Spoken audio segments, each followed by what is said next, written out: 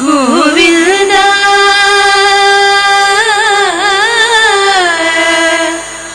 Govinda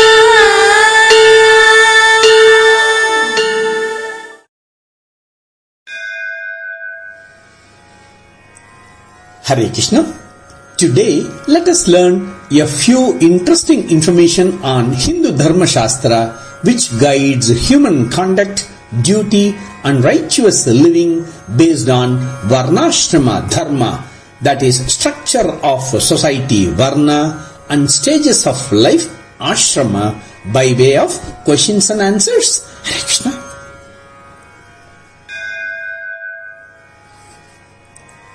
சந்தஸ் என்பது என்ன?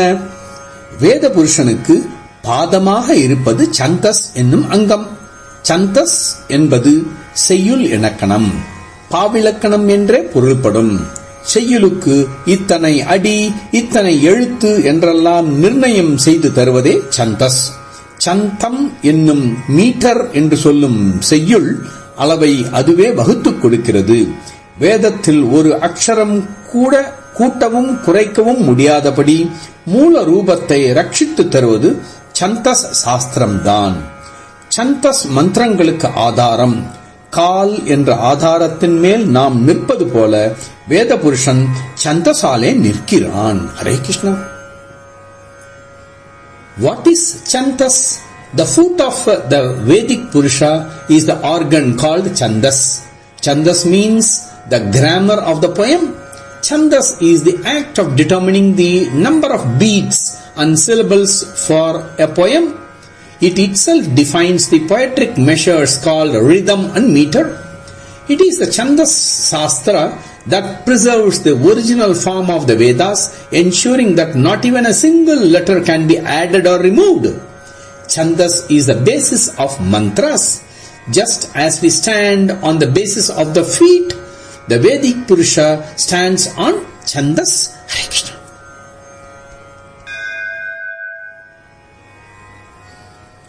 நிருக்தம் என்பது என்ன? நிருக்தம் என்பது வேதத்துக்கு அகராதி, நிகண்டு என்றும் சொல்வதுண்டு. ஒவ்வொரு வார்த்தையையும் இந்த தாத்துவிலிருந்து வந்தது என்ற அக்ஷராக பிரித்து ஒவ்வொரு அக்ஷரத்துக்கும் அர்த்தம் சொல்வது நிருக்த சாஸ்திரம். இதை இடைமாலஜி என்பர். நிருக்தம் வேத புருஷனுக்கு காது ஆகும். பைலாலஜி என்பதான மொழியியல் துறையை மேற்கத்தியவர்கள் வியாக்கரணம், நிருக்தம் ஆகியவற்றை ஆதாரமாக கொண்டே உருவாக்கினார்கள் என்பது தெளிவு.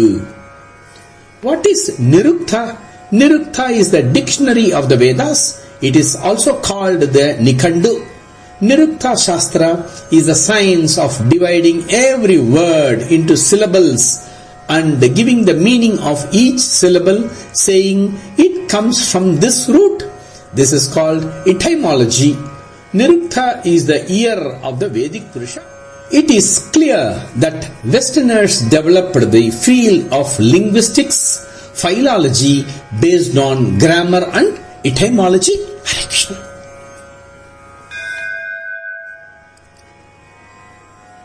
ஜோதிஷம் என்பது என்ன?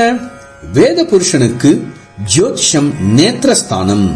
காலத்தில் முன்னும் பின்னும் வெகு தொலைவில் உள்ள கிரக நிலைகளை தெரிந்து கொள்ள ஜோதிஷ சாஸ்திரம் தான் உதவுகிறது. ஆகவேதான் ஜோதிஷத்தை வேத புருஷனுக்கு கண் என்கிறார்கள்.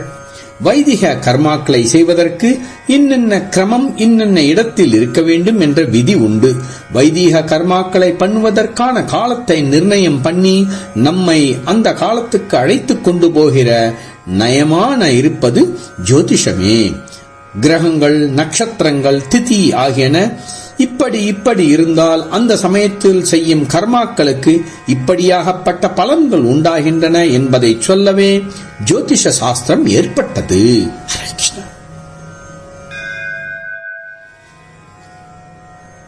What is astrology? Astrology is the eye of the Vedic man. Astrology helps one to know the planetary positions far ahead and far behind in time. That is why astrology is called the eye of the Vedic man.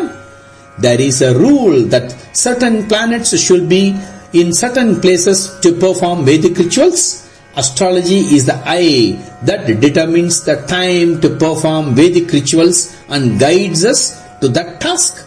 Astrology was created to explain that if the planets, stars and dates are in a certain order, the karmas performed at that time will yield such and such results. Hare Krishna.